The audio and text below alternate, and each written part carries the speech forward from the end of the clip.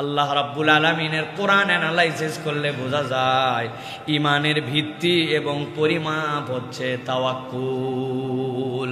প্রত্যেক কিছু মাপার একটা মেশিন আছে। কাপড় মাপার জন্য আপনি গজ ফিতা মাপেন, আপনি লিকুইড মাপার জন্য লিটার ব্যবহার করেন, আপনি ভারী কিছু মাপার জন্য কেজিতে মাপার ব্যবহার করেন।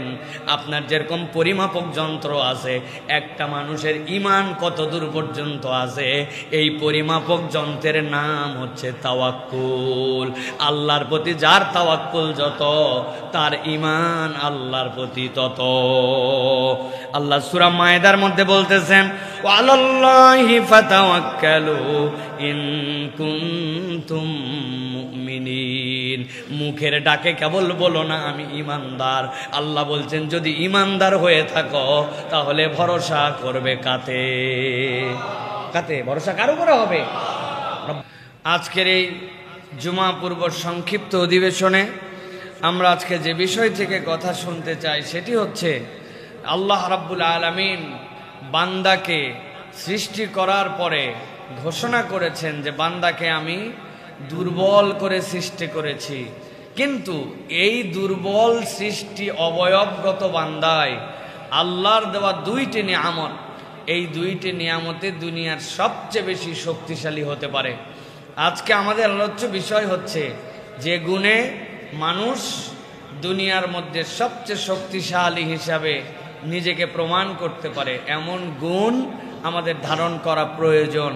সুতরাং কোরআন সুন্নাহর আলোকে আমরা দেখব আল্লাহ রাব্বুল আলামিন মূলত প্রকৃত শক্তিশালী মানুষ হিসাবে কাদেরকে উপস্থাপন করেছেন, কাদেরকে আল্লাহ রাব্বুল আলামিন শক্তিশালী মানুষ বলেছেন এবং এই শক্তিশালী মানুষগুলির গুণাগুণ কি। আল্লাহ যেন এই কথাগুলি শুনে আমাদেরকে আল্লাহর দেওয়া তরিকা অনুযায়ী প্রকৃত শক্তিশালী মানুষ হওয়ার মতো তৌফিক দান করেন। সকলে বলেন আল্লাহুম্মা আমিন। প্রিয় ভাইয়েরা, মানুষ বড় দুর্বল। মানুষ সৃষ্টিগতভাবেই আল্লাহ রাব্বুল আলামিন তাকে দুর্বলতা দিয়েই সৃষ্টি করেছেন। না আমার চোখ বিড়ালের থেকে বেশি ভালো দেখে রাতে, না আমার কান বাঘের থেকে ভালো শোনে, না আমার ঠান্ডা সহ্য ক্ষমতা সামান্য একটা কেঁচোর থেকেও আমার বেশি নয়।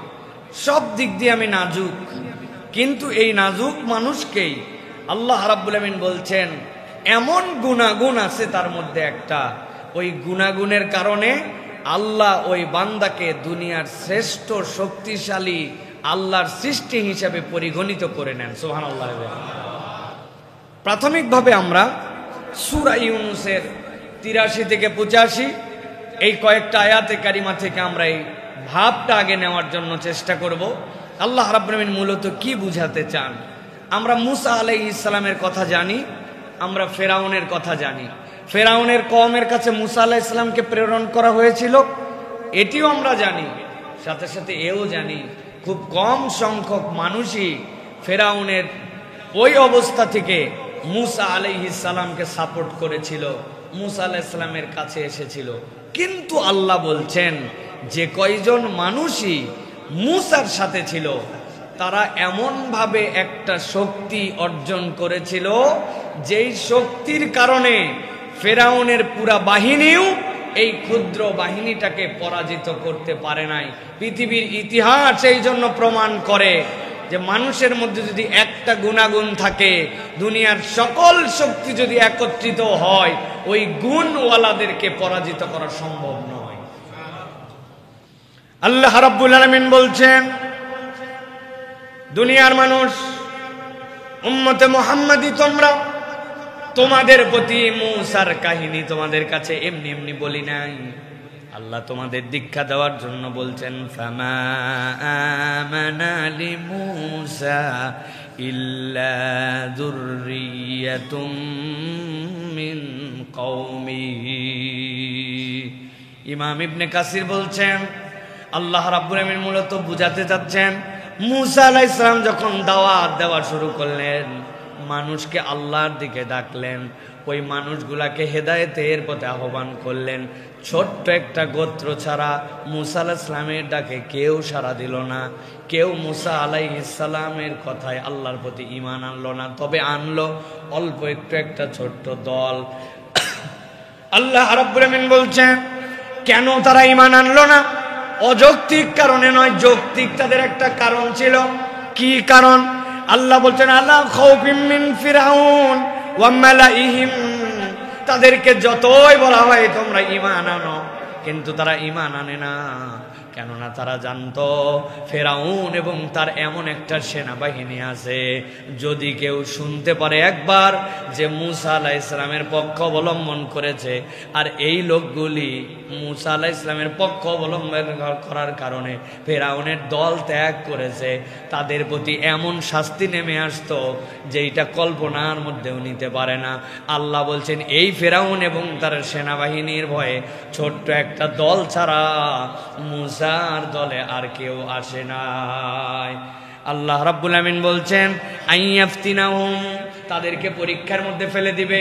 ফেরাউন তাদেরকে পরীক্ষায় ফেলবে, তার দলবল তাদেরকে পরীক্ষায় ফেলবে। তবে আল্লাহ বলতেছেন আর তোমরা যা মনে করতেছো যে তোমাদের ঈমান আনলে এমন সমস্যা কোথায়, আল্লাহ নিজেই বলছেন ওয়া ইন্না ফিরআউনা লাআলিন ফিল আরদি ওয়া ইন্নাহু লামিনাল মুসরিফিন। পুরা কোরআনে আল্লাহ কোথাও আর কারো ব্যাপারে এই কথা বলেন নাই। আল্লাহ ফিরআউনের ব্যাপারে নিজেই বলছেন সে এমন অবাধ্যচারী, এমন অবাধ্য, আল্লাহর দুনিয়ায় সৃষ্টিকুলের মধ্যে ফিরআউনের মতো অবাধ্য আর কেউ হতে পারে না। আল্লাহ সাথে সাথে বলছেন ওয়া ইন্নাহু লামিনাল মুসরিফিন, এই মানুষটা আল্লাহ রাব্বুল আলামিনের থেকে গাফেলি নয়, কেবল জুলুমবাজ। এই জুলুমবাজের ভয়ে ওই মুসা আলাইহিস সালামের কওমের লোকেরা ঈমান আনতে ভয় পায়, অল্প কয়েকজন ছাড়া ঈমান আনে নাই। আল্লাহ বলছেন ওয়াকালা মুসা ইয়া কওমি ইন কুনতুম আমানতুম বিল্লাহ, তবে মুসা এত ভয়, এত দাপট, এত উদ্ধত আচরণ, এত সৈন্যবাহিনী থাকার পরেও মুসা আলাইহিস সালাম কওমকে ডেকে বললেন ও আমার কওম, আমি তোমাদেরকে বললাম ইন কুনতুম আমানতুম বিল্লাহ, যদি সত্যি সত্যি আল্লাহর প্রতি তোমরা ঈমান এনে থাকো, আমি দায়িত্ব দিচ্ছি তোমাদেরকে ফালাইহি তাওয়াক্কালু ইন কুনতুম মুসলিমিন, যদি আল্লাহর প্রতি ঈমানই আনো, দুনিয়ার কোনো দিকে আর তোমার ভরসা করার দরকার নাই। তোমার তাহলে দায়িত্ব হচ্ছে তুমি ভরসা করবে আল্লাহতে। সুবহানাল্লাহ। সাহসের জায়গাটা কল্পনা করেন। আল্লাহ নিজে বলছেন ফেরাউন হচ্ছে লাআল, এমন ধরনের অবাধ্য দুনিয়ায় এরকম আর একজন অবাধ্য আসে নাই। মুসরিফিন, কাউকে হিসাব করে কোনো কিছু করে না, যা মন চাই তাই করতে পারে, এমন তার সৈন্যবাহিনী আছে যেই সৈন্যবাহিনী ফাইট করা লাগে না, ওই সৈন্যবাহিনী যাকে ধরে এমন ভাবে সাইজ করে ওইটা দেখে ঈমান আনতে পারে না। কিন্তু মুসা আলাইহিস সালাম বলছেন ও ঈমানদাররা, ভয় পাওয়ার কোনো কারণ নাই, যদি প্রকৃত আল্লাহতে ঈমান আনো তাহলে দায়িত্ব হচ্ছে আল্লাহর প্রতি ভরসা করো। যে আল্লাহর প্রতি ভরসা করে দুনিয়ার কারো ক্ষতি করার তার সামর্থ্য নাই। আল্লাহ রাব্বুল আমিন বলছেন ফাকালু আলাল্লাহি তাওয়াক্কালনা, যেই কয়জন ঈমান আনছে সাথে সাথে আসমানের দিকে মুখ তুলে বলল আমরা ভরসা করলাম আল্লাহ। আল্লাহ রাব্বুল আমিন বলছেন রব্বানা লা তাজআলনা ফিতনাতাল লিল কওমিজ জালিমিন, সাথে সাথে তারা এও বলল আল্লাহর কাছে ও আল্লাহ আমরা বড় অসহায়, আমরা বড় দুর্বল, রব্বানা লা তাজআলনা, আপনি আমাদেরকে বানাবেন না পরীক্ষার বস্তু। কাদের জন্য? দুনিয়ার বুকে যারা ফিতনা করে ওই ফিতনাবাজদের পরীক্ষার মধ্যে মেহেরবানি করে আপনি আমাকে ফেলবেন না। আমি জানি ওই ফিতনার মধ্যে পড়লে আমি টিকে থাকতে পারবো না, অতএব ফিতনা থেকে রক্ষা করবেন আপনি, আমার ভরসার প্রতি ইস্তেকামত দিবেন আপনি। সুবহানাল্লাহ। প্রত্যেক ইমানদারের মা বোন সহ প্রত্যেক পিতা প্রত্যেক ভাই প্রত্যেক সন্তানের দায়িত্ব এই দোয়াটা মুখস্থ করে ফেলা। রব্বুল আলামিন শিখাচ্ছেন, রব্বানা লা তাজআলনা ফিতনাতাল লিল কওমিজ জালিমিন। আল্লাহ যেই কওম জালিম করে, যেই কওম জালেম, রব্বুল আলামিন তাদের পরীক্ষার মধ্যে আপনি আমাকে ফেলবেন না। এমন এমন পরিস্থিতির মধ্যে মানুষ চলে আসে, যেই পরিস্থিতিতে মানুষ ঈমান টিকায় রাখতে পারে না, ওই ফিতনা থেকে বান্দা নিজেকে হেফাজত করতে পারে না। অতএব আল্লাহর কাছে দোয়া করবে, আল্লাহ আপনি আমাকে পরীক্ষার বস্তু বানাবেন না, জালেমদের ফিতনার মধ্যে আমাকে ফেলবেন না। জিজ্ঞাসা করতে চাই, এই দোয়াটা শিখাইছেন কে? এই দোয়াটা কবুল করবেন কে? তাহলে যিনি শিখালেন নিশ্চয় তিনি বান্দাকে জেনে বুঝে জানালেন। যদি বান্দা দোয়া করার মতো করতে পারে, কবুল করতে রব্বুল আলামিন দেরি করবেন না। সুবহানাল্লাহ। তাহলে এই আয়াত আমাদেরকে দুইটা শিক্ষা দিল, ভালো করে খেয়াল করেন। পরিবেশ আপনার প্রতিকূল, অবস্থা আপনার জন্য বিরূপ, আপনার আশপাশটুকু আপনার সাথে সামঞ্জস্যশীল নয়, কিন্তু বান্দা যদি এই অবস্থায় দুইটা জিনিসের উপরে যদি ঈমান আনতে পারে, তাহলে বান্দার যাবতীয় সমস্যার সমাধান হবে। এক নম্বর, ভরসা করতে হবে করার মতো আল্লাহর প্রতি, আর দুই নম্বর, আল্লাহর কাছে দোয়া করতে হবে। এই জন্য বলা হয় আর দোয়া সিলাহুল মুমিন। মুমিনের হাতে যদি একটা তলোয়ার থাকে, মুমিনের হাতে যদি একটা লাঠি থাকে, কোনো একটা সাপ আসছে, একটা কুকুর ঘেউ ঘেউ করে ডিস্টার্ব করতে আসছে, আপনার কাছে দস্তুর মতো লম্বা একটা ছাতা আছে, ছাতাটা বাঁশ দিয়া ধাম ধাম করে দুইটা লাগাই দিছেন, এটা আপনার সিলাহ, এইটা আপনার আত্মরক্ষার কবচ। আল্লাহ বলছেন, বান্দা তুমি তো ইনস্টল করছো তোমার ইমানের ভিতরে যে রব্বুল আলামিন ছাড়া আমার কোনো ভরসার জায়গা নাই। আর ওই ইনস্টল করার পরে ওই অ্যাপসটা ব্যবহার করবে কেমনে? এখন অ্যাপসটা ব্যবহার করবে আল্লাহর কাছে দোয়া দিয়ে। আপনার অ্যাপস ইনস্টল আছে, দোয়া হচ্ছে আপনার ব্যবহার বিধি। যেই বান্দার কাছে এই দুইটা নিয়ামত আছে, আল্লাহ বলছেন ওই লোক বিছনায় কায়েত হয়ে শুয়ে থাকতে পারে, পরে আরেকজন ধরে নিয়ে ডান থেকে বামে ফিরাই দেওয়া লাগতে পারে, কিন্তু দুনিয়ার বাহ্যিক শারীরিক অবকাঠামোতে সেই ব্যক্তি দুর্বল, কিন্তু আল্লাহর প্রতি ভরসা আর আল্লাহর কাছে দোয়া, এই যোগ্যতার কারণে আল্লাহর আসমানের নিচে জমিনের উপরে তার থেকে শক্তিশালী প্রকৃত কেউ নাই। সুবহানাল্লাহ। শক্তি দেখানোর জায়গা কোনটা? শক্তি দেখানোর জায়গা হচ্ছে শয়তানের বিপক্ষে আপনার ফাইট করা। ইন্নাশ শাইতানা লাকুম আদুউম মুবিন। আপনি কল্পনা করেছেন আমার একজন রব আছে, যার রব আছে তার সব আছে। বলেন কি বলছি? ওই যে সুন্দরবন এলাকায় এক লোকের বাড়ি ছিল, ওই লোক এক গরু পুষত, এক লোকের পুকুর ছিল, পুকুরটা ছেঁচে চিন্তা করছে এবার যে বন্যা গেছে প্রচুর মাছ ঢুকছে, ছেঁচে ফেলেছে। ছেঁচে ফেলার পরে উপর দিয়ে অনেক দল হয়েছে, পানা উঠছে, গরু সারা গরু সব জায়গায় খায়। আল্লাহর কাজ, ওই জায়গায় গেছে যে একটা দুইটা করে পানা খাইতে খাইতে পুকুরের মাছ পর্যন্ত চলে গেছে। কিন্তু পুকুরের পানি না থাকলে কি হবে? 2.5 হাত কাদা, আবার কাদা কি বেলে মাটির কাদা, ওরে আঠা, একবার ঢুকলে ভোস করে ঢোকে আর টান দিয়ে বের করা যায় না। এই আঠার আঠা ওর মধ্যে খাইতে খাইতে গরু মধ্যে গেছে, মধ্যে যায় আর পা তুলতে পারে না, গরু গেছে আটকায়া। যত চেষ্টা করে তত নিচে যায়, গায়ের লোমের সাথে লাগলে আরো ছোটে না, শক্তি সামর্থ্য সব শেষ। গরু ওই জায়গায় চুপচাপ আছে আর ভাবতেছে আজকে কপালে কিছু মায়ের আছে আমার, কেননা খাইতে খাইতে আমি যে জায়গায় আসছি আমার মালিক আসার পরে দেখলে খবর আছে। যা ভাবনা তাই, আর বেশি চেষ্টা না করে চুপচাপ আছে। মালিক খুঁজতে খুঁজতে গরু কইরে যেয়ে দেখে ওই পুকুরের মধ্যে আটকায়া ওই জায়গায় বসে আছে। লোকজনরে ডাক দিয়েছে, আমার গরুটার উদ্ধার করা লাগবে। গলায় দড়ি লাগায়া ঈসা টানা টানছে, গলা মলা ছিলে গেছে এই দিক দিয়া, ঢাই ঢাই করে পাশার মধ্যে বাঁশ দিয়া দুইটা বাড়ি দিয়েছে। ব্যাককল, এত খাওয়ার জায়গা থাকতে তোমার পুকুরের মধ্যে নামা লাগে। মাইরে মুইরে উঠায় আনছে, গরু কোনো হামলায়ও নাই, কিচ্ছু বলে নাই। আনার পরে বালতি দিয়া পুরা গাটা ধোয়ায় টোয়া, আবার কপালে একটু আদর করে দিয়া আবার ভিতরে ঢুকাই দিছে। আবার রাখার সময় একটু খ্যাটটা দিয়েও রাখছে, যে সারাদিন তো যা খাওয়ার খাইছে তার চেয়ে কষ্ট বেশি করছে গরুওয়ালার। এই ঘটনার রাত্রি আরেক ঘটনা ঘটছে। ওই এলাকায় হরিণ শিকার করার জন্য রাত্রিবেলা বাঘ মামা বেরোইছে। বাঘ মামা দেখে পুকুরের ওই পারে আছে হরিণ, টার্গেট নির্ধারণ করে চিন্তা করছে যা আছে কপালে, পুকুরের দেখতে পায় নাই ঠিকঠাক মতো, লাভ দিছে, পুরা পুকুর পার হতে পারে নাই, মাছ বরাবর যায়। যত জোরে জাম ধাপ করে উনি ঢুকছে, ঢোকা মাত্র তো বুঝছে বিপদ আছে। কিন্তু বিপদ বুঝলে কি হবে, আমি একটা বনের রাজা, দাপট আছে আমার একটা রয়্যাল বেঙ্গল টাইগার, বড় বড় দুটা হুঙ্কার দিয়েছে। হুঙ্কারের ঠালায় আশপাশের বাড়ি গড়ালারা খিল্লাটি দিয়ে আটকাইছে যে বাবা বাঘ পড়ছে বাঘ পড়ছে, কিন্তু আসলে তো বাঘ এলাকায় পড়ে নাই, পুকুরে পড়ছে।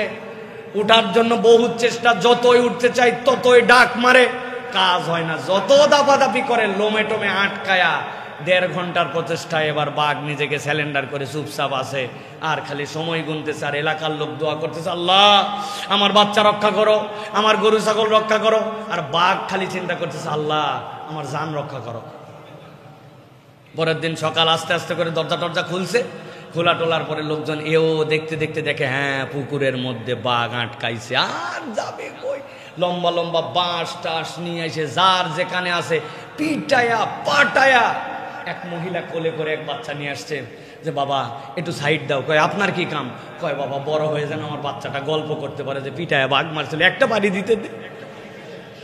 কোলের বাচ্চারে দিও একটা বাড়ি দিছে, ছোট বাচ্চারও বাড়ি দেওয়া হয়েছে।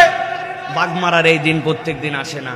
আমি বুঝানোর জন্য বলছি, বাঘ অনেক শক্তিশালী। পুকুরে আটকাইছিল, গরু তার কোনো শক্তি ছিল না, কিন্তু গরুর একজন রব ছিল, একজন মালিক ছিল। ওই জন্য হালকা মায়ের খাওয়ার পরেও আদর করে তুলে নিয়ে আসছে। আর বাঘ তার ওই এলাকার কোনো মালিকানা নাই, এই জন্য বাঁশের বাড়ি ওই শিশু বাচ্চাটাও পাশার মধ্যে খায় মরা লাগছে। আপনি আমি যদি মনে করি অভিভাবক শূন্য, রব শূন্য, আপনার ব্যালেন্স থাকতে পারে অনেক, আপনার দাপট থাকতে পারে অনেক, শারীরিক শক্তি থাকতে পারে অনেক, আপনার আসলে কিচ্ছু নাই, কেননা আপনার অভিভাবক নাই। আর ইমানদার ফিল করে তার কিচ্ছু নাই, কিন্তু আমার আছে আল্লাহ, যার আছে আল্লাহ তার আছে সব, ঠিক কিনা? এই জন্য আমরা রব শূন্য নয়, আমরা আল্লাহ রাব্বুল আলামিন শূন্য নয়। আপনাকে ফিল করতে হবে কার উপর ভরসা করতেছি, তার উপরে ভরসা করতেছি। আল হাইয়ুল কাইয়ুম, যিনি চিরঞ্জীব, আদি অনন্ত, ইন্নাহু আলা কুল্লি শাইইন কাদির, যিনি যা ইচ্ছে তাই করতে পারেন, ওই রকম রব আমার রব। এটা আমাদের দুনিয়ার মামু খালুর মতো নয়, ঠিক কি না? আল্লাহ রাব্বুল আলামিন এই জন্য বলছেন, মানুষের মাঝে যদি কেউ শক্তিশালী মানুষ হতে চায়, আল্লাহ রাব্বুল আলামিনের প্রতি যেন সে ভরসা করে। তাওয়াক্কুল হচ্ছে জীবনের সকল সংকট এবং প্রতিকূলতার থেকে উত্তরণের সবচেয়ে বড় সহায়ক। আল্লাহ রাব্বুল আলামিনের কোরআন অ্যানালাইসিস করলে বোঝা যায় ইমানের ভিত্তি এবং পরিমাপ হচ্ছে তাওয়াক্কুল। প্রত্যেক কিছু মাপার একটা মেশিন আছে। কাপড় মাপার জন্য আপনি গজ ফিতা মাপেন, আপনি লিকুইড মাপার জন্য লিটার ব্যবহার করেন, আপনি ভারী কিছু মাপার জন্য কেজিতে মাপার ব্যবহার করেন। আপনার যেরকম পরিমাপক যন্ত্র আছে, একটা মানুষের ঈমান কত দূর পর্যন্ত আছে, এই পরিমাপক যন্ত্রের নাম হচ্ছে তাওয়াক্কুল। আল্লাহর প্রতি যার তাওয়াক্কুল যত, তার ঈমান আল্লাহর প্রতি তত। আল্লাহ সূরা মায়েদার মধ্যে বলতেছেন, ওয়ালাল্লাহি ফাতাওয়াক্কালু ইন কুনতুম মুমিনিন। মুখের ডাকে কেবল বলো না আমি ইমানদার। আল্লাহ বলছেন যদি ইমানদার হয়ে থাকো তাহলে ভরসা করবে কাতে? কাতে ভরসা কার উপরে হবে? রব্বুল আলামিনের প্রতি আপনাকে ভরসা করতে হবে। ইন কুনতুম মুমিনিন, তুমি ডিক্লার দিয়েছো যে আমি ইসলাম নামক স্কুলের মধ্যে ঢুকেছি, তা আল্লাহ বলছেন সিলেবাসটা গ্রহণ করে নাও। তোমার সিলেবাস কি?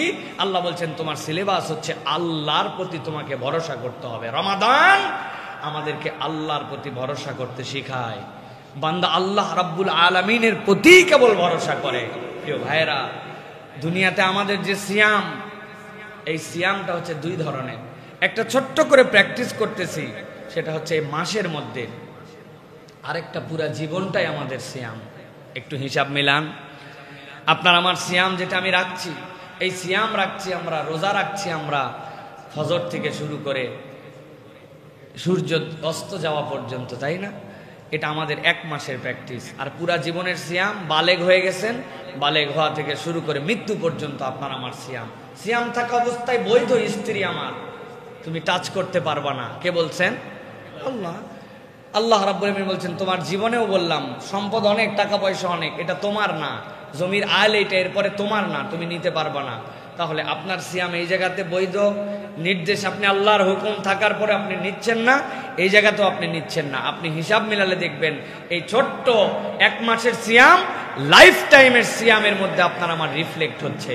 তবে ইন্টারেস্টিং পয়েন্ট হচ্ছে, সিয়াম যদি কারো একবার ভেঙে যায় তাহলে ওই সিয়ামকে জোড়া লাগানো যায় না। যায়?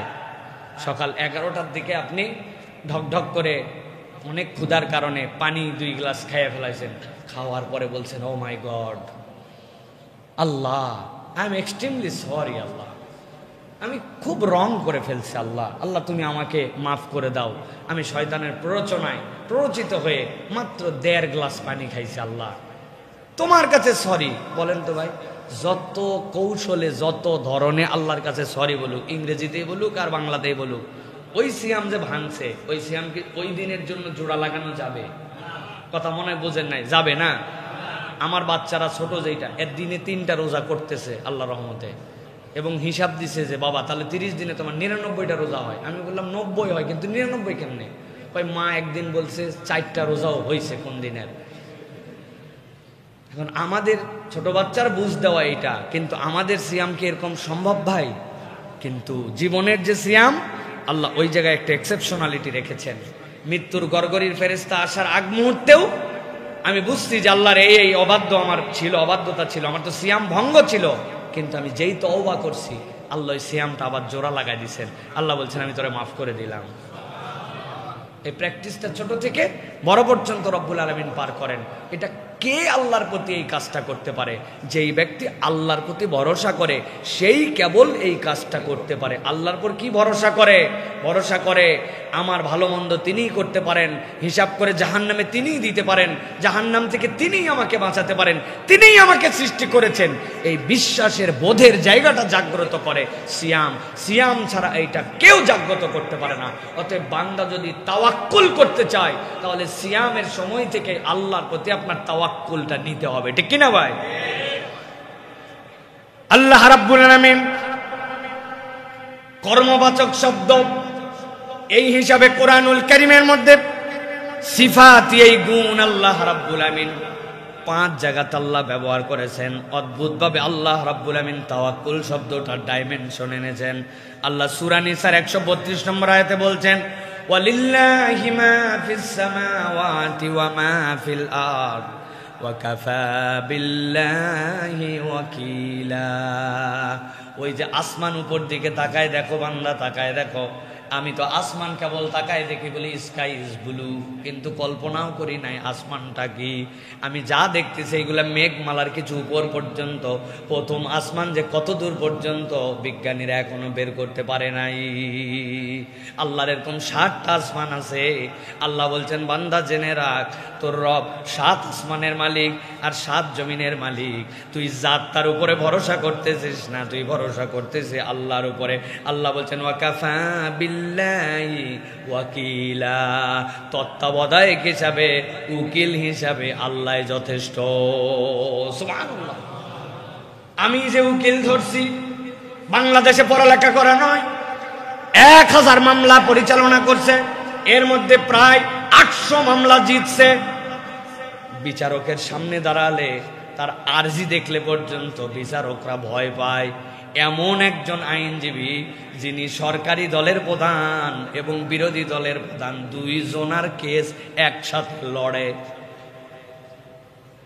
ব্যারিস্টার রফিকুল হকের নাম মনে আছে আপনার? ওনার একটা ভাষা আমার মাথার মধ্যে গেঁথে গেছে। বলে কি তোমরা লেখো, কেস তো সামনে যায় বলতে হয় না, যেই লেখাটা আরজি দেওয়া হয় ওই আরজিটাই হচ্ছে মূল কেস। ওই এমন লেখা লিখবো, ওই লেখা দিয়ে লটকায় ফেলবো। কি বলছে? লেখার ভাষাটাই এমন হবে, ফাঁক বের করতে পারবে না, লটকায় দিব। আপনি চিন্তা করছেন, একে তো কেসে আমি হক, 2 নম্বরে অধিকার আমার, 3 নম্বরে এমন একজন উকিল, ওই উকিল হারার কোনো রেকর্ড নাই, এমন ভাবে আরজি দিতে পারে। আপনি কেস করার পরের থেকেই খালি চিন্তা করতেছেন, একবার খালি কোর্টে উঠুক মামলাটা, টের পাবি তুই। আপনার মনের কনফিডেন্সের কম। আল্লাহ বান্দার কনফিডেন্স বাড়ানোর জন্য বলতেছেন একবার ভেবে দেখেন, আল্লাহর বলার দরকার নাই। কিন্তু আল্লাহ বলছেন ওয়ালিল্লাহি মা ফিস সামাওয়াতি ওয়াল আরদ, ওই আসমানের তুমি ধান নিয়ে চিন্তা করো, রিজিক নিয়ে চিন্তা করো, তোমার নিরাপত্তা নিয়ে চিন্তা করো, তোমার ইজ্জত নিয়ে চিন্তা করো, তোমার পরিবার নিয়ে চিন্তা করো। আমি আল্লাহ বললাম ওয়ালিল্লাহি মা ফিস সামাওয়াতি ওয়া মা ফিল আরদ ওয়া কাফা বিল্লাহি ওয়াকিলা। বান্দা তোমার চিন্তার কোনো কারণ নাই, আসমান জমিনের ভিতরে যা কিছু আছে সব আল্লাহর। আর ভরসা করার জন্য ভরসা স্থল হিসাবে আল্লাহই তোর জন্য যথেষ্ট। আল্লাহ রাব্বুল আলামিন পরের আয়াতে বলতেছেন সূরা আহজাব 3 নম্বর আয়াতের মধ্যে ওয়া তাওয়াক্কাল আলাল্লাহ ওয়া কাফা বিল্লাহি ওয়াকিলা। বান্দা তুই রবের উপর ভরসা করে দেখ, তোর রব কেমনে তোর তত্ত্বাবধায়ক হয়ে যায়। আল্লাহ আরেক আয়াতে বলছেন ওয়া কাফা বিল্লাহি ওয়াকিলা। আল্লাহ রাব্বুল আলামিন এরপরে বলছেন সূরা তালাকের মধ্যে, সূরা ইমরানের 173 নম্বর আয়াতের মধ্যে আল্লাহ বলছেন হাসবুনাল্লাহু ওয়া নি'মাল ওয়াকিল। আল্লাহ আমার জন্য যথেষ্ট, তত্ত্বাবধায়ক হিসাবে তিনি আমার রব। আল্লাহ এরপরে বান্দাকে আরো বোঝানোর জন্য বলছেন ওয়া মাইয়া তাওয়াক্কাল আলাল্লাহ ফাহুয়া হাসবুহু। কেউ যদি আল্লাহর প্রতি একবার ভরসা করে, আল্লাহ বলছেন আল্লাহ তার জন্য যথেষ্ট হয়ে যায়। সুবহানাল্লাহ, এর থেকে বড় কে আপনাকে বুঝাবে? আল্লাহ রাব্বুল আলামিন দয়া করে বুঝাচ্ছেন। যার যত বড় ক্ষমতা হয় তার কথার অ্যাপ্রোচ তত পাওয়ারফুল হয়, বলার ধরনটা একটু ভিন্ন রকম হয়। ভাই এত কথা বলার সময় নাই আমার হাতে, যদি ভরসা করতে পারো করো আমার উপরে, কি করতে পারি না পারি আশপাশের শুনে নিও। আমাদের দুনিয়াবি ধরনে এটা না ভাই, পাওয়ার আমার এরকম, আমি বোঝাচ্ছি এরকম করে। ভাই এত কথা বলা লাগবে কেন ভাই? মূল কথা বলো, কয় টাকা লাগবে বলো। ভারী 2-4-5 টাকা নিয়ে আবার প্যাটার প্যাটার করে কাহিনী শোনাতে আসে, এত শোনার সময় নাই। মানে ওনার অনেক টাকা আছে, উনি 2-4-5 হাজার টাকা দিয়ে আমার ধরনের কম। কিন্তু আপনি একবার খেয়াল করেন, আসমান জমিনের মালিক আল্লাহ নিজে বলতেছেন আমি মালিক আল্লাহ, তোমার পর ভরসা কর। আল্লাহ বলতেছেন কাফা বিল্লাহি ওয়াকিলা, আল্লাহই তোর জন্য যথেষ্ট। যে আল্লাহর প্রতি ভরসা করে আল্লাহ তারে নিরাশ করবে। কি দয়ার ভাষা! জানে বান্দা তাও আল্লাহ রাব্বুল আলামিনের পর ভরসা করে। কেননা শয়তান মাত্র একবার পুরা কোরআনুল কারীমে আসছে, ভয় দেখাইছে তোমার রিজিকের ব্যাপারে, ভয় করছে, ভয় দেখাইছে যে ইন্নাশ শাইতানি ইয়াইদুকুম, শয়তান তোমাদেরকে ভয় দেখায়, ওয়াজ করে কি জন্য? রিজিকের টেনশন নিয়ে। আর আল্লাহ পুরা কোরআনে শুধু বলছেন ইন্নাল্লাহা হুয়ার রাজ্জাকু যুল কুওয়াতিল মাতিন, তো রব হচ্ছে রিজিক দাতা। ওই একবার শয়তানের কথায় আমাদের যে এফেক্ট, রব এতবার বলল, ওই এফেক্ট আমাদের প্রতি আসে নাই। কারণ কি? কারণ অ্যাপটা ডাউনলোড করছি কিন্তু ব্যবহার বিধি জানি আমরা ব্যবহার করতে পারি নাই। রব্বুল আলামিন এই জন্য বলছেন আল্লাহর প্রতি ভরসা করো, আল্লাহ রব্বুল আলামিনের প্রতি ভরসা করো। বিখ্যাত গল্পের কথা মনে নাই আপনাদের? ইরাকে একবার দুর্ভিক্ষ হলো। সেই দুর্ভিক্ষের মধ্যে মানুষজন সবাই চিন্তা করছে কিভাবে বাঁচা যায়, কিভাবে বাঁচা যায়। কেউ পেরেশানের বাহিরে নয়, আবাদ হয় নাই, আমদানি নাই, আমদানি করব নিজের টাকা থাকলে না আসবে, মরু হয়ে গেছে সব, ভরসা করার আর কোনো জায়গা নাই। কেমনে আমাদের চলবে? আর লোকজন পরামর্শ করতেছে, বড় বড় সিনিয়ররা, যেই ঘরে পরামর্শ তার পাশ দিয়ে এক রাস্তা গেছে, এক পাগলা কোমরের গামছা খুলে মাথা দিয়ে এরকম করে ঝুলাইয়া গান গাইতে যেতে যাচ্ছে, আকাশেতে লক্ষ তারা চাঁদ কিন্তু একটারে আছে না ভাই, এই গান গাইতে গাইতে যাচ্ছে।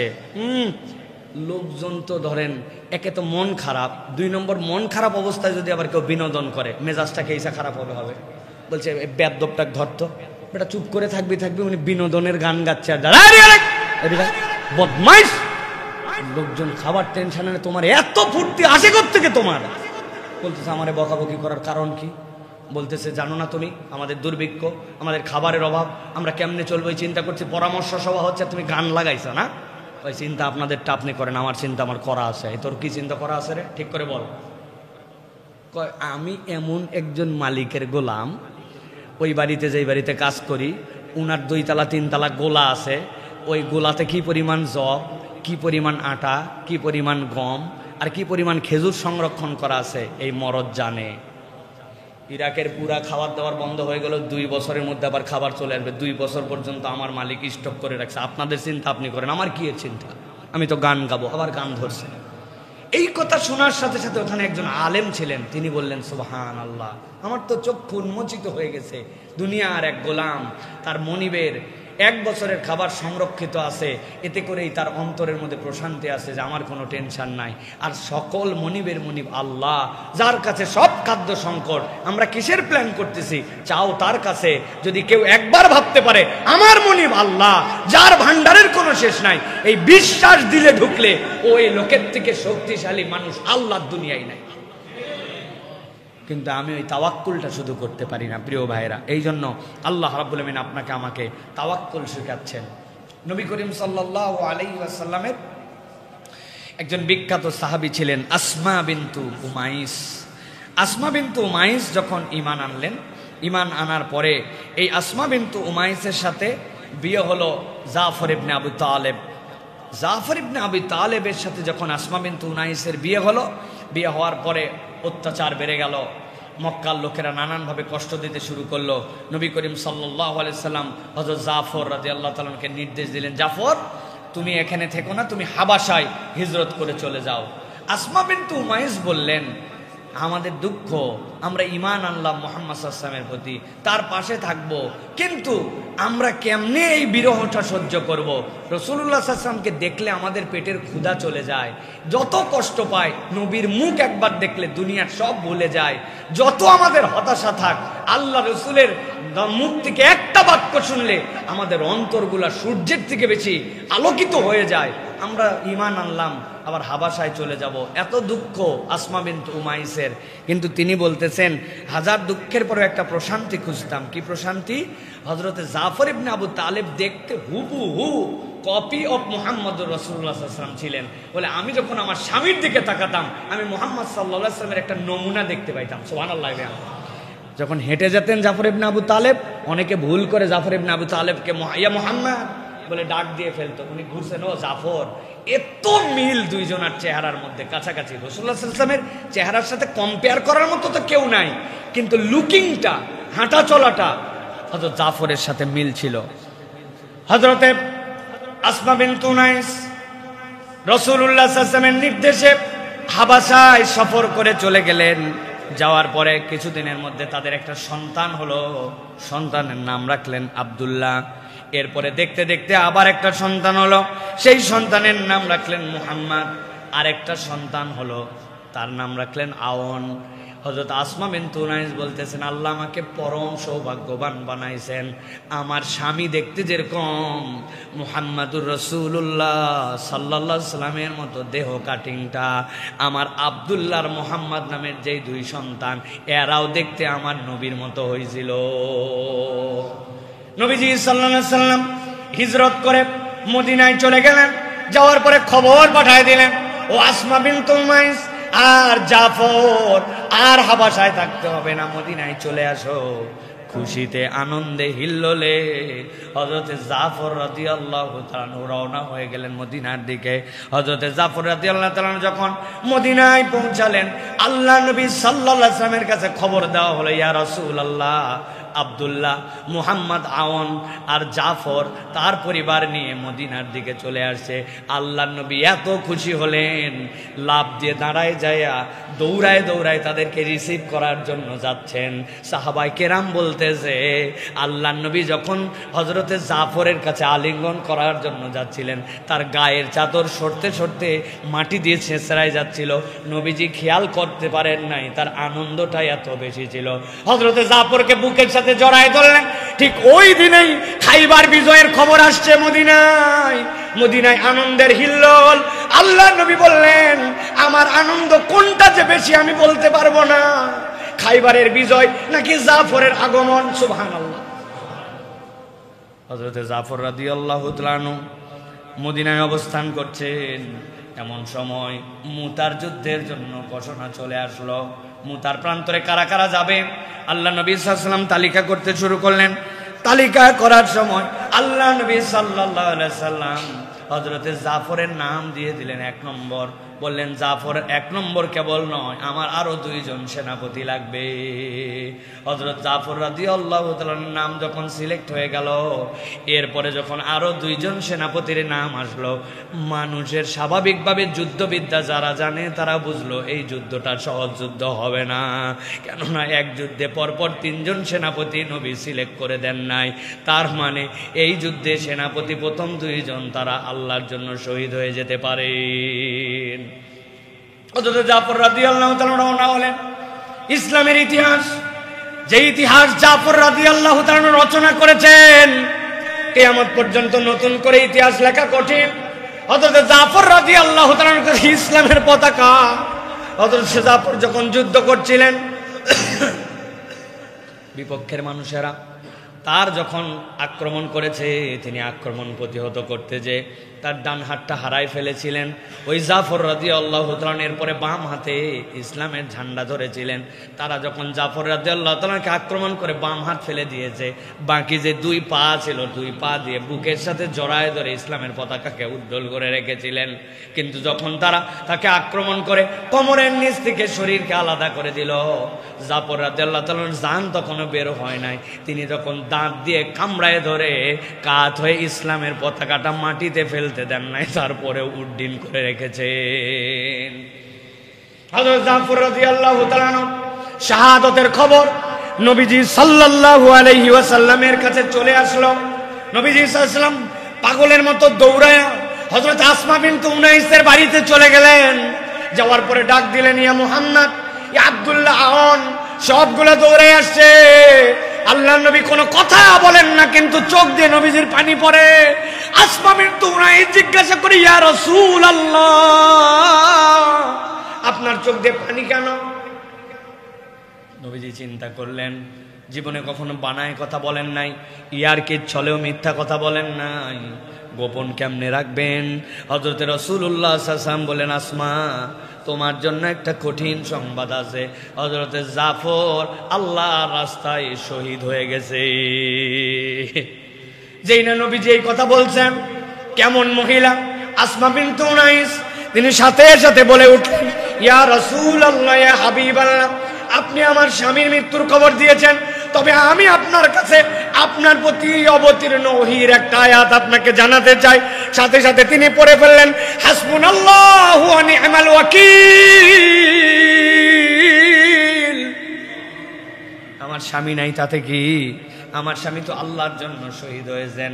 আমি সাক্ষ্য মেনে নিলাম আল্লাহ আমার জন্য যথেষ্ট, আর তত্ত্বাবধায়ক হিসাবে আমার রব আমার জন্য যথেষ্ট। নবীজি সাল্লাল্লাহু আলাইহি সাল্লাম বাচ্চাদেরকে এবার ডাক দিলেন, ও ডানাওয়ালার সন্তানেরা এদিকে আসো, ডানাওয়ালার সন্তানেরা এদিকে আসো। হযরত আসমা বললেন, চোখ দিয়ে পানি তার, ইয়া রাসূলুল্লাহ, আপনি কেন আব্দুল্লাহকে, আপনি কেন মুহাম্মদকে ডানাওয়ালার সন্তান বলে ডাক দিচ্ছেন, ব্যাপারটা কি? সাথে সাথে নবীজি বললেন, জানো আসমা, আল্লাহ আমার কাছে খবর পাঠাইছেন জাফর যে আল্লাহর রাস্তায় শহীদ হয়ে গেছে। যাওয়ার পরে জান্নাতে ঢোকার পরে তার 2টা হাত কেটে দিয়েছিল। কাফের মুশরিকরা মনে করছে বিরাট ক্ষতি করলাম, কিন্তু আল্লাহ জান্নাতে ঢোকার সাথে সাথে সবুজ 2টা পাখা লাগায় দিয়েছেন জাফরকে। আমি দেখেছি জাফর জান্নাতের মধ্যে উড়ে উড়ে বেড়ায়। জাফরকে জিজ্ঞাসা করা হয়েছে, তোমার কি আর কোনো মনের চাহিদা আছে নাকি, মনের দুঃখ আছে নাকি? আবেদন করছি, ইয়া আল্লাহ, আমার কোনো চাহিদা নাই, যে নিয়ামত শহীদরা পাইছে তাদের আর কোনো চাহিদা নাই, তবে ছোট্ট একটা চাহিদা আছে। দুনিয়ার মানুষ তো জানে না এটার নিয়ামত কেমন। আমার একটা চাহিদা, আমি যদি দুনিয়ায় আরেকবার যাইতাম আর আল্লাহর জন্য শহীদ হইতে পারতাম, এইটা সম্ভব কিনা? বলে না, মৃত্যু একবারই মানুষের জন্য, আর সম্ভব নয়। হযরতে আসমা বিনতে উনাইস এই যে বলেছিলেন, হাসবুনাল্লাহু ওয়া নি'মাল ওয়াকিল, দুনিয়ার মানুষ প্রমাণ পেয়েছে তার এই ভরসা করার দ্বারা আল্লাহ তাকে কি নিয়ামত দিয়েছিলেন। হযরতে আবু বকর রাদিয়াল্লাহু তাআলা আনহু যখন বয়স হয়ে গেল, খলিফাতুল মুসলিমিন হয়ে গেলেন। খলিফাতুল মুসলিমিন হওয়ার পরে হযরত আবু বকর রাদিয়াল্লাহু তাআলা আনহুর স্ত্রী ছিলেন উম্মে রুম্মান। উম্মে রুম্মান যখন ইন্তেকাল করলেন, ওদিকে জাফর রাদিয়াল্লাহু তাআলার স্ত্রী হযরতে জাফর রাদিয়াল্লাহু তাআলার স্ত্রী তখন বিধবা। উম্মে রুম্মান ইন্তেকালের পরে আবু বকর রাদিয়াল্লাহু তাআলা প্রস্তাব পাঠালেন আসমার কাছে যে আসমা কি বিবাহে যদি রাজি থাকে খলিফাতুল মুসলিমিন আবু বকর তাকে বিবাহ করতে চান। বিবাহের প্রস্তাব মেনে নিয়ে খলিফাতুল মুসলিমিনের স্ত্রী হয়ে গেলেন আবু বকর রাদিয়াল্লাহু তাআলা। এরপরে ইন্তেকাল করলেন। আবু বকর রাদিয়াল্লাহু তাআলা ইন্তেকাল করার পরে এরপরে হযরতে আলী রাদিয়াল্লাহু তাআলা যখন আবার খলিফাতুল মুসলিমিন হলেন তখনও আসমা বেঁচে ছিলেন।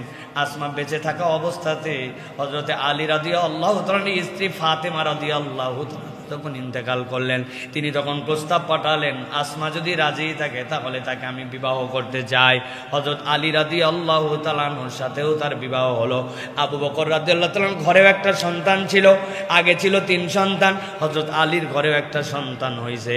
একদিন 2 সন্তান মাঠের মধ্যে গেছে, যাওয়ার পরে গন্ডগোল লাগাইছে। আমার আব্বাকে জানো নাকি? সাহেবুল গার, নবীজি সাল্লাল্লাহু আলাইহি ওয়াসাল্লামের সাথে গারে হেরার মধ্যে ছিল। নবী করিম সাল্লাল্লাহু আলাইহি ওয়াসাল্লামের প্রথম মুসলমান, তার সাথে নবুয়তের আগের থেকে বন্ধুত্ব। নবীজির লাইফে এমন কোনো দিন নাই একবার অন্তত আবু বকর রাদিয়াল্লাহু সাথে মিলিত হন নাই। আমি হচ্ছি তার সন্তান। আলী রাদিয়াল্লাহু তাআলার ঘরে যে সন্তান সে বলল শেরে খোদা আসাদুল্লাহ হচ্ছেন আলী রাদিয়াল্লাহু তাআলা। খাইবারের যুদ্ধে এমন দরজা উত্তোলন করেছেন 40 জন লোক মিলে উঠতে পারে না। তোমার আব্বা তো একজন লোক, আমারটা 40 বাপের সমান শক্তিশালী, 2 জন লাগাইছে ঝগড়া।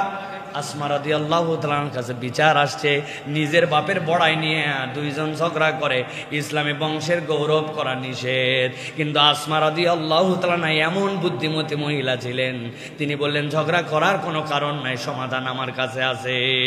বৃদ্ধ এবং বয়োজ্যেষ্ঠদের মধ্যে আবু বকর রাদিয়াল্লাহু তাআলা থেকে ভালো মানুষ আমি আর দেখি নাই। আর ইয়াংদের মধ্যে থেকে, শাবাবদের মধ্যে থেকে আলীর থেকে শ্রেষ্ঠ পুরুষ আমি দেখি নাই। কারো বাপই ছোট নয়, 2 জনই আল্লাহর কাছে মকবুল। হাসবুনাল্লাহু ওয়া নি'মাল ওয়াকিল। এক স্বামী হারাইছেন আর আল্লাহ রাব্বুল আলামিন তাকে 2 জন খলিফাতুল মুসলিমিনের স্ত্রী বানায়া অভিভাবকত্ব রাষ্ট্রের প্রধানের দ্বারা দিয়া আল্লাহ ইজ্জতওয়ালা করে তারপরে দুনিয়ার থেকে নিছেন। জিজ্ঞাসা করতে চাই, যেই আল্লাহ আসমার জন্য এই ব্যবস্থা করেছেন ওই আল্লাহ আছে না নাই? আর একটু বয়সটা শুধু বেড়ে গেছে, তাই তো? নাউজুবিল্লাহ। ওই আল্লাহ বলছেন তুমি বান্দা ফাতাওয়াক্কাল আলাল্লাহ ইন কুনতুম মুমিনিন, যদি ঈমানদার হও আমার প্রতি ভরসা করো। এই জন্য বান্দা যদি আল্লাহর প্রতি ভরসা করে আল্লাহ রাব্বুল আলামিন ওই বান্দার জন্য যথেষ্ট হয়ে যান। আমাদের শক্তিহীনতার কারণ আল্লাহর প্রতি আমার ভরসা নাই, ঠিক কি না ভাই? এই জন্য আপনি কার লোক এটা আপনাকে নির্ধারণ করতে হবে। কয় আমি চেয়ারম্যানের লোক, বুঝ করে কথা কইস, কই কথাবার্তা মাইপে কইস। তোর চেয়ারম্যান আমার এমপি বানায়, বেশি কথা বললে তুই সহ তোর চেয়ারম্যান চলে যাবে। ঠিক আছে বাবু, চিনতে পারি নাই ভাই, আপনাকে চিনতে পারি নাই। খানিকক্ষণ পরে যদি ওই এমপির লোক আবার ভাব নেয়, কয় বেটা তোর বাপ যে মন্ত্রী আছে না, ওই মন্ত্রীর লোক হচ্ছে আমি। তো এমপির লোকও চিন্তা করবে নমিনেশনের জন্য, অন্তত মন্ত্রীর লোকের ঘাটানোর দরকার নেই কোন জায়গার কথা কোন জায়গায় চলে যায়। ভাই ঠিক আছে ভাই, আসলে বুঝি নাই তো ভাই, আল্লাহ আপনার ইজ্জত দিছে, আপনার ইজ্জত করাই উচিত। এই পিক আপ নেওয়ার পরে ওই জায়গায় একজন যদি আসে বলে ওই ভাই একটু বুঝ করে কথা বলেন, আমার তেমন কারোর সাথে সম্পর্ক নেই, আমি শুধু প্রধানমন্ত্রীর সাথে থাকি, আমি যা বলি উনি আমার কথা ফেলে না, এই কথা যদি শোনে তো মন্ত্রীর প্যালপিটেশন উঠে যাবে না ভাই? আপনি কেন বলতে পারেন না যে আমি আল্লাহর লোক? কেন বলতে পারেন না আমি আল্লাহর লোক? এই কথা যে বলতে পারে তার থেকে ওরা শক্তিশালী মানুষ আর দুনিয়ায় নাই। দিল্লির রাস্তায় 2 জন একসাথে যাচ্ছিল, হালকা বৃষ্টি হয়েছে, চপ্পল চপাস চপাস করে উঠছে, স্বামী স্ত্রী বিয়ে খাওয়ার জন্য যায়, ওই চপ্পলের কাদা লেগে গেছে বইয়ের গায়ে, যাবে কোথায়? বুড়া ব্যাককল, চলাফেরা জানো না, জুতার কাদা বইয়ের গায়ে, ঠাস করে এক মুরব্বীর গালে থাপ্পড় লাগাই দিছে। 1 কথা 2 কথা, মুরব্বীর কোনো দোষই নাই, রাস্তা কাদা, জুতা লাগতেই পারে, কিন্তু আমার প্রিয় তোমার গায়ে লাগাইছে কাদা, আমার জিগরি, আমার দোস্ত, আমার জান, তাকে করছো তুমি অপমান, তুমি ইচ্ছাই করো আর অনিচ্ছাই করো, থাপ্পড় একটা দিয়ে দিছে। খানিকক্ষণ পরে ছটফট করতে করতে ওই যুবক শেষ, ওই মহিলা ডাক দিচ্ছে এলাকার মানুষকে, আমার স্বামীরে বাঁচান, আমার স্বামীরে বাঁচান, ওই মুরব্বী মায়েরা ফেলাইলো আমার স্বামী। লোকজন মুরব্বীরে ধরে আনছে, কি ব্যাপার, ইয়াং একটা ছেলে রাস্তার মধ্যে ছটফট করে জীবন চলে গেল, আপনি কি করলেন? আমি আল্লাহর কসম কিচ্ছু করি নাই। ওই মুরব্বীকে সাথে সাথে ইনফরমেশন দিছে ওই লোকজন আশপাশে, এই ঘটনা ঘটছিল, আমার স্বামী তাকে থাপ্পড় দিছে, নিশ্চয়ই তিনি কিছু করছে, তাছাড়া এরকম তো হওয়ার কথা নয়। ওই মুরব্বী তখন বলছে, বিশ্বাস করো আমার গায়ে যে শক্তি দেখতেছ, এতে ওরে মারিও নাই, কিছু করি নাই, কিন্তু আমি কোনো অন্যায় করি নাই। তার প্রিয়তমা তার গায়ে কাদা লাগার জন্য সে সহ্য করতে পারে না, আমারে থাপ্পড় দিছে। আমার মনে একটু ব্যথা লাগছে যে এই কষ্টটা তো আমাকে দেওয়া উচিত হয় না, আমি তো ইচ্ছা করে করি নাই। তবে আমারও একজনের সাথে বন্ধুত্ব আছে, তিনি আল্লাহ। এখন আমার কষ্ট দেখে আমার বন্ধু যদি কোনো অ্যাকশন নেয়, হোয়াট ক্যান আই ডু? আমার বন্ধু আল্লাহ, তিনি যদি কোনো অ্যাকশন নিয়ে থাকে তার ব্যাপার, আমি কিছু করি নাই। অতএব মেপে যোগে চলতে হবে, বুঝতে হবে সম্পর্কটা দুনিয়ার যে আমাদের মুআমেলাতে থাকবে সকলের সাথে, কিন্তু একটা ভ্যালুয়েবল সম্পর্ক ক্রিয়েট করতে হবে আল্লাহর সাথে। সিয়াম ছাড়া এই সুযোগ আপনাকে দুনিয়ায় আর কেউ দেয় না। আমি আল্লাহর জন্যই না খেয়ে থাকি, আমি আল্লাহর জন্যই ভয় করি, আমি আল্লাহ রাব্বুল আলামিনের জন্যই ইবাদত করি, আমি আল্লাহর জন্যই কেবল নিবেদিত হয়েছে। as-sawmu li wa ana ajzi bi, সব ইবাদতের রিওয়ার্ড দিবেন বলেছেন, আর এই ইবাদতের রিওয়ার্ড স্বয়ং আল্লাহ বলেছেন। এই সুযোগ বান্দার জীবনে আর নাই। অতএব কেউ যদি আল্লাহর প্রতি তাওয়াক্কুল করে আল্লাহকে আপন বানাতে চায়, এই রমাদানের বাকি 18 দিন কাজে লাগান। প্রিয় ভাইয়েরা, শয়তান আমাদেরকে গাফেল করে। মানুষ যেভাবে গাফলতি করে, এটা যদি আমরা বিশ্লেষণ করি, 3 ভাবে মানুষ গাফেল হয়। কবির মনোযোগে খেয়াল করেন। যারা যারা ঘুমায় গেছেন তারা তারা হাত তোলেন। কেউ ঘুমান নাই, পেছনে একজন খালি ঘুমাইছে। ভালো করে খেয়াল করেন, মানুষকে শয়তান কিভাবে প্ররোচিত করে আর কিভাবে মানুষ বাঁচবে একটা গাইডলাইন আল্লাহ দিয়েছেন। কখনো কখনো শয়তান অজ্ঞতা দিয়ে প্ররোচিত করে। আপনার জ্ঞানই নাই, আপনি প্ররোচিত হয়ে গেছেন। মাস্তানি একটা ফতুয়া মেরে দিয়েছে, উমুকের পিছে তারাবি হবে না, 15 বছর বয়স হয়েছে তারপরেও তারাবি হবে না। কত বড় মুফতি সাহেব আছে না এরকম? এটা অজ্ঞতা দিয়ে তাকে প্ররোচিত করে ফেলছে। 2 নম্বরে কখনো কখনো স্মৃতির উপরে আবরণ ফেলে দেয়। আমার মনে হয়েছে আসরের নামাজ পড়ে ফেলছে, অথচ এশার পরে মনে হয়েছে ওই দিন আসর পড়ি নাই। স্মৃতির প্রতি আবরণ ফেলে দিয়ে আমাদেরকে ভুলায় দেয় শয়তান, অনেক সময় হয় কিনা। 3 নম্বরে কখনো কখনো মানুষকে শয়তান তার নফসের অনুসারী বানায় দেয়। ওই ব্যক্তির ইলাহ তখন আল্লাহ নয়, ওই ব্যক্তির ইলাহ তখন অন্তর হয়ে যায়।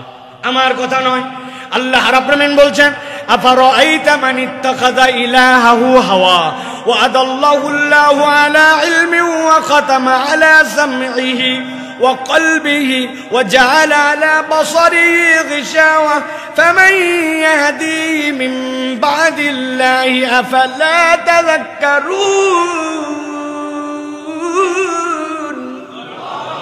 আল্লাহ বলছেন, তুমি কি দেখো নাই এমন কতকগুলো মানুষ আছে, মিথ্যুক নাম্বার 1, উপরে উপরে বলে আমার মালিক আল্লাহ, কিন্তু কাজে কর্মে আচরণে ওর অন্তর হচ্ছে তার ইলাহ। অন্তর কি?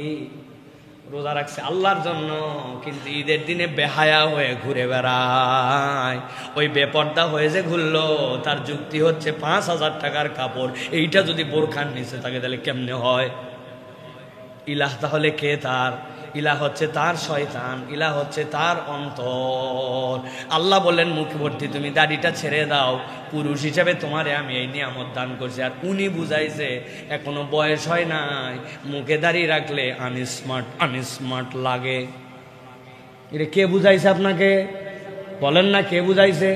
শয়তান না, আপনার অন্তর শয়তান বুঝাইছে। এটা আপনার ইলাহত্ব থেকে এখানে আপনাকে বের করে নিয়ে আসে। আল্লাহ বলছেন ওয়াদাল্লাহুল্লাহু আলা ইলমিন, আল্লাহ তারে গাফেল বানায় দেন। ও খতামা আলা সামঈহি, কান আছে কিন্তু আল্লাহর কথা ঢোকে না। ও কলবিহি, আল্লাহ তার অন্তর আর কানের উপরে আবরণ ফেলে দেন। আপনি এরকম অনেক লোক খুঁজে পাবেন, 1000 দিনের কথা বলেন, দিন শেষে তার দিলে দিনের কথা ঢোকে না। আছে না? কথা বলেন, আছে না? আবার বলছেন আছে, বলেন না আমরা শিখাইছেন আপনাদেরকে, এটা আমাদেরকে বলতে হবে। আমরা কিসের আছে? আছে। আল্লাহ রাব্বুল আলামিন বলছেন ওয়াজআলা আলা বাসারিহি গিশাওয়া, বাপরে চোখ দিয়ে দেখতে পায়, নিখুঁত ড্রাইভিং করতে পারে, শুয়ের ভিতরে খালি চোখে ঢুকায় দিতে পারে সুতা, কিন্তু আল্লাহ বলছেন ওয়াবাসারা আলা গিশাওয়াতিন, তার চোখের মধ্যে আমি রব্বুল আলামিন ওয়াবাসারিহি গিশাওয়া, আমি চোখের মধ্যে আবরণ দিয়ে দিয়েছি।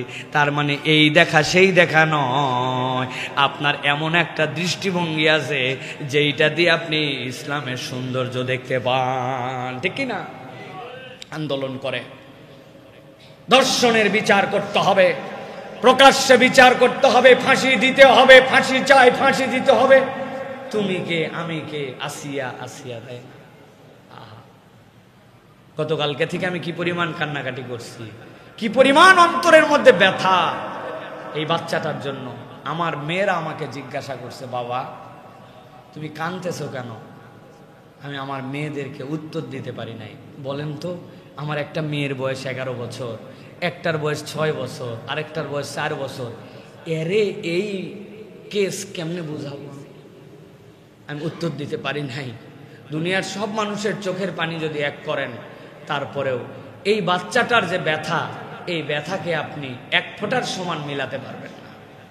সে মরে যায় নাই, সে বেঁচে গেছে, আমাদেরকে মেরে দিয়ে গেছে, আমাদের সবাইকে মেরে দিয়ে গেছে। প্রিয় ভাইয়েরা, সবাই বিচার চায়, কিন্তু আল্লাহর বিচারের সৌন্দর্যের কথা বললে আমরা দেখতে পাই এক শ্রেণীর চোখের উপরে সেই জায়গায় আসে দেখা যায় ওয়াজআলা আলা বাসারিহি গিশাওয়া, না ওইটা আর ভালো লাগে না। আল্লাহ বললেন তুমি বলো দৃষ্টান্তমূলক বিচার, তোমার দৃষ্টান্ত আর কি দৃষ্টান্ত? দৃষ্টান্ত তো আমি আল্লাহ দেখাই দিছি।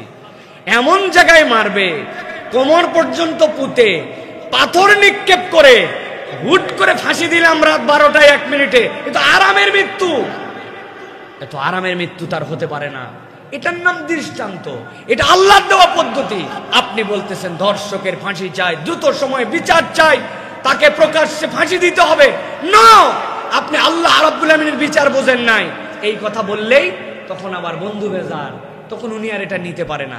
তার মানে আল্লাহর বিচারে সে সন্তুষ্ট নয়। আমরা বলতে চাই, আল্লাহর ওয়াস্তে অন্য কোন ক্ষেত্রে ইসলামের বিধান আপনার পছন্দ হোক বা না হোক, নারী নির্যাতন, যেটা নারীকে সবচেয়ে বড় সম্মান দিয়েছে ইসলাম, ইসলামের থেকে বেশি সম্মান নারীকে কেউ দিতে পারে নাই। ও বোন, ও নারীবাদী, ও ফেমিনিস্ট, আমি আপনাদের পায়ে হাত দিয়ে বলতেছি, ইসলাম স্টাডি করে দেখেন। পৃথিবীতে 200 বছর আগে নারীর উত্তরাধিকার ছিল না, শিশুদেরকে হত্যা করা হতো, ভারত সহ পুরা পৃথিবীতে নারী ভ্রূণ হত্যা করা হয়, এমনকি আইন করতে বাধ্য হয়েছে আলট্রাসোনোগ্রাম করার সময় জেন্ডার বলে দেওয়া যাবে না, কিন্তু এর দ্বারা নারী হত্যা বন্ধ হয় নাই। আর ইসলাম এই নারীকে এমন মর্যাদার আসনে বসাইছে যেটার কল্পনা নাই, যেটার তুলনা নাই। ওই মর্যাদারই একটা দিক, কোন নারী যদি অন্যায় হয়, কোন নারীর প্রতি যদি নির্যাতন হয়, কোন রেপ হয়, কোন ব্যভিচার হয়, তার জন্য ব্যভিচারী এবং ব্যভিচারিণীর যে শাস্তি নির্ধারণ করা হয়েছে, এটা নারীর সম্মান।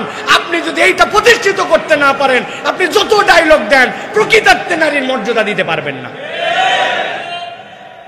প্রিয় ভাইয়েরা, ইসলাম নারীকে পোশাক দিয়ে সম্মানিত করেছে, এটা নারীর প্রোটেকশন। ইসলাম নারীর জন্য বিধান দিয়েছে, নারীর প্রোটেকশন। ইসলাম নারীকে তত্ত্বাবধায়ক শূন্য করে নাই। হয় বাপের কাছে, বাপ মরে গেছে ভাইয়ের কাছে, ভাই নাই রাষ্ট্রের কাছে, বিবাহ হয়েছে স্বামীর কাছে, স্বামী মারা গেছে সন্তানের কাছে, সন্তান নাই স্বামী মারা গেছে, তখন আবার রাষ্ট্রের কাছে তত্ত্বাবধায়কহীন, 1 সেকেন্ডের জন্য রাখে নাই। 3 দিনের অতিরিক্ত পথ যদি সে দৌড়ায় যায়, কোনো দিকে দৌড়াদৌড়ি সফর করতে হয়, তাহলে পুরুষের দায়িত্ব তার মহরেমশিপের দায়িত্ব নেওয়া, তাকে নিরাপত্তা নিয়ে যাবে, সে প্রেসিডেন্টের মতো গার্ড নিয়ে সব সময় চলবে। ইসলাম এই মর্যাদা তাকে দিল। আমরা যেই বলি শরীয়ত আইনটা বাস্তবায়ন করা হোক, তখন বন্ধু বেজার আছে না একদল, তখন নারীবাদী হয়ে যায়। আসলে নারীবাদী না, এটা নেড়িবাদী। কিবাদী? 30,000 ফিলিস্তিনি নারীকে হত্যা করে ফেলা হলো, শিশুদেরকে হত্যা করে ফেলা হলো, ফিলিস্তিনের ওই মা বোনদেরকে বেইজ্জত করা হলো, খাদ্য না দিয়ে মারা হলো, ঘাসের পাতা খাইলো। তোমরা যারা নারীবাদী করে, তখন তোমরা কোথায় ছিলে? ফিলিস্তিনের নারী তুমি দেখতে পাও না, আর এই জায়গায় শাহবাগে তুমি নারীবাদী মারাও, তুমি নারীবাদী না, তুমি নেড়িবাদী, ঠিক কিনা? এই জন্য আমরা বলবো, আমার এই বোনের বিচার দ্রুত সময়ের মধ্যে কার্যকর করতে হবে। দোহাই লাগে একটা ইসলামী কোর্ট দিয়ে বিচার করেন, একটা করেন, অন্তত আমার বোন আসিয়ার বিচারটা করেন, দেখেন বাংলাদেশে কি পরিমাণ পরিবর্তন হয়। একটা বিচার করেন। আমরা দাবি দিচ্ছি, আপনারা দাবি করেন এইটা, কিন্তু এই কথা বললেই আমরা দেখেছি একদল তারা সব সময় ওয়াখাতামা আলা সামহি ওয়া কলবিহি ওয়া জাআলা আলা বাসারিহি গিশাওয়া, আল্লাহর আইন সে দেখতে পায় না। আপনি কি হিসাবে বলেন যে আপনি ধর্ষকের বিচার, মৃত্যুদণ্ড চান, প্রকাশ্য শাস্তি চান? আরে ইসলাম তো এইটাই বলছে, কিন্তু আপনার তরিকায় নয়। আপনি কেন এরকম এটা বোঝেন না? এই জন্য বলবো, আমার মা বোনদের সম্মান, আমার বাচ্চার নিরাপত্তা, আমার সমাজের এই শৃঙ্খলা ফেরানোর জন্য ইসলামী শরিয়ার এই আইনের ইমপ্লিমেন্টেশনের কোনো ব্যতিক্রম নাই। আপনার আশ্রয়স্থল হচ্ছে ইসলাম, এটাই চূড়ান্ত কথা। প্রিয় ভাইয়েরা, আল্লাহ রাব্বুল আমিন তাওয়াক্কুলের ক্ষেত্রে সর্বশেষ একটা উদাহরণ দিয়েছেন সূরা আলে ইমরানের 173 নম্বর আয়াত। আল্লাহ রাব্বুল আলামিন বলছেন যে আল্লাহ রাব্বুল আমিনের ভরসা যদি একবার কেউ করে, কি ধরনের স্টাইল হয় তাদের জানো? আল্লাহ বলছেন, আল্লাযীনা ক্বালা লাহুমুন নাসু ইন্নান নাসা ক্বাদ জামাউ লাকুম ফাখশাউহুম হামরাউল আসাদ। নবী করিম সাল্লাল্লাহু আলাইহি ওয়াসাল্লাম একদল লোককে পাঠালেন, নবীজির উট চুরি করে নিয়ে চলে গিয়েছিল। আল্লাহ নবী সাল্লাল্লাহু আলাইহি ওয়াসাল্লাম তাদেরকে ধাওয়া করার জন্য পাঠালেন। ওইখানে যাওয়ার পরে তারা কৌশলে ধোঁকা দিল। ধোঁকা দিয়ে আল্লাহ নবীর একজন সাহাবী কেবল বাঁচলেন, অথবা 2 জন, বাকি 68 জন সাহাবীর মতো সাহাবীকে হত্যা করে ফেলছিল তারা। আল্লাহ নবীর কাছে এত ধাক্কা লাগছে এইটা। আল্লাহ রাব্বুল আলামিন বলছেন, কিন্তু ধাক্কা লাগলে কি হবে? তাদের ইমানের তেজটা কেমন ছিল জানো নাকি? তাদেরকে বলল আল্লাযীনা ক্বালা লাহুমুন নাস, মানুষ তাদেরকে বলল ইন্নান নাসা ক্বাদ জামাউ লাকুম, বহু লোক হচ্ছে কিন্তু সাবধান হও, লোক কিন্তু বাইরে গেছে, তোমরা কম, তোমরা কিন্তু টিকতে পারবা না, শেষ হয়ে যাবে। আল্লাহ বলতেছেন এই বাপের বেটাগুলা এমন বাপের বেটা, তারা চিৎকার দিয়ে বলে উঠলো ফাযাদাহুম ঈমানা, লোক বাড়ছে শুনে তাদের ঈমান বাইরে গেল। আল্লাহু আকবার। সাথে সাথে তারা বলতে শুরু করলো ক্বালু হাসবুনাল্লাহু ওয়া নি'মাল ওয়াকিল। লোক দিয়ে ঈমানদার কখনো হিসাব করে না, ঈমানদার হিসাব করে আমি আল্লাহর প্রতি ভরসাকারী। সুবহানাল্লাহ। খেজুরের চামড়া ছেলা ডাল তরোয়ালের ভূমিকায় চলে আসছে। কিসের বলে? আল্লাহর প্রতি তাওয়াক্কুলের বলে। ওই খেজুরের ডাল তখন তলোয়ারে রূপান্তর হয়ে গেছে। অতএব প্রিয় ভাইয়েরা, প্রিয় বোনেরা, আমার যারা কথা শুনতেছেন, আল্লাহর উপর তাওয়াক্কুল বাড়ান।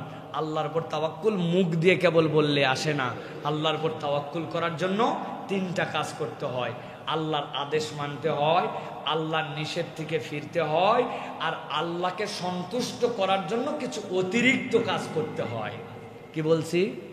আল্লাহর আদেশ, আল্লাহর নিষেধ, দূরে থাকতে হয়, আর আল্লাহকে সন্তুষ্ট করার জন্য অতিরিক্ত কিছু কাজ করতে হয়, যেটা না করলেও আল্লাহ রাগ হয় না, কিন্তু করলে আল্লাহ খুশি হয়। আপনার এরকম যাকাতের টাকা দিবেনই, কিন্তু আপনি কিছু অতিরিক্ত দান করেন। আপনার দায়িত্ব নাই, কিন্তু তারপরেও আপনি 2টা লোকের দায়িত্ব নেন। আপনি মসজিদে ঢুকে বসে পড়েন না, আপনি 2 রাকাত সালাত আদায় করেন। তাহাজ্জুদ না পড়লে গুনাহ হবে না, কিন্তু একটু তাহাজ্জুদে ওঠার জন্য চেষ্টা করেন।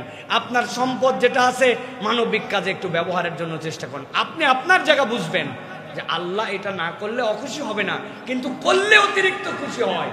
আল্লাহর আদেশ মানে, নিষেধ থেকে ফিরে, আর আল্লাহকে খুশি করার জন্য কাজ করে।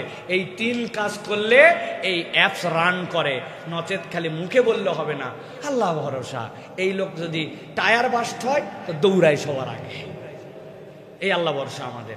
অতএব আমরা যদি প্রকৃত শক্তিশালী হতে হয়, তাহলে আল্লাহর প্রতি তাওয়াক্কুল বাড়াতে হবে। পারবো তো ইনশাআল্লাহ? আল্লাহ তাআলা আমাদেরকে কবুল করুক, আল্লাহুম্মা আমিন। আল্লাহ আমাদেরকে বোঝার তৌফিক দান করুক, আল্লাহুম্মা আমিন।